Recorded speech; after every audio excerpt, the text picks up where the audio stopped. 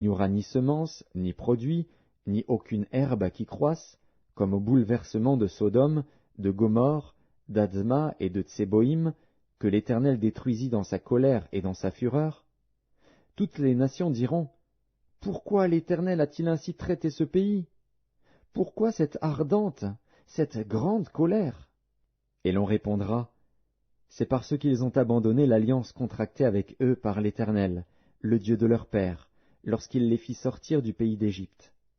C'est parce qu'ils sont allés servir d'autres dieux et se prosterner devant eux, des dieux qu'ils ne connaissaient point et que l'Éternel ne leur avait point donnés en partage. Alors la colère de l'Éternel s'est enflammée contre ce pays, et il a fait venir sur lui toutes les malédictions écrites dans ce livre. L'Éternel les a arrachés de leur pays avec colère, avec fureur, avec une grande indignation, et il les a jetés sur un autre pays, comme on le voit aujourd'hui. Les choses cachées sont à l'Éternel, notre Dieu. Les choses révélées sont à nous et à nos enfants, à perpétuité, afin que nous mettions en pratique toutes les paroles de cette loi. Deutéronome, chapitre 3.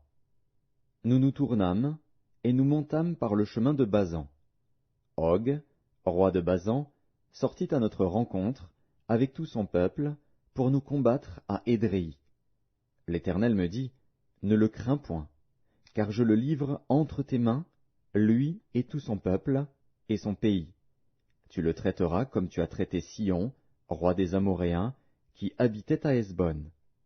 Et l'Éternel, notre Dieu, livra encore entre nos mains Og, roi de Basan, avec tout son peuple. Nous le battîmes, sans laisser échapper aucun de ses gens. Nous prîmes alors toutes ces villes, et il n'y en eut pas une qui ne tombât en notre pouvoir. 60 villes, toute la contrée d'Argob, le royaume d'Og en Basan. Toutes ces villes étaient fortifiées, avec de hautes murailles, des portes et des barres. Il y avait aussi des villes sans murailles en très grand nombre. Nous les dévouâmes par interdit, comme nous l'avions fait à Sihon, roi de Hesbon. Nous dévouâmes toutes les villes par interdit, hommes, femmes et petits-enfants. Mais nous pillâmes pour nous tout le bétail et le butin des villes.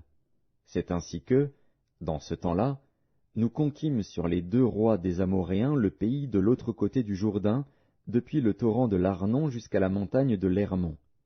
Les Sidoniens donnent à l'Hermon le nom de Sirion, et les Amoréens celui de Sénir.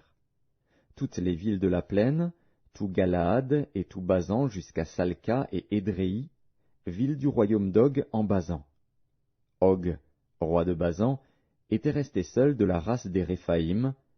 Voici, son lit, un lit de fer, n'est-il pas à Rabat, ville des enfants d'Ammon?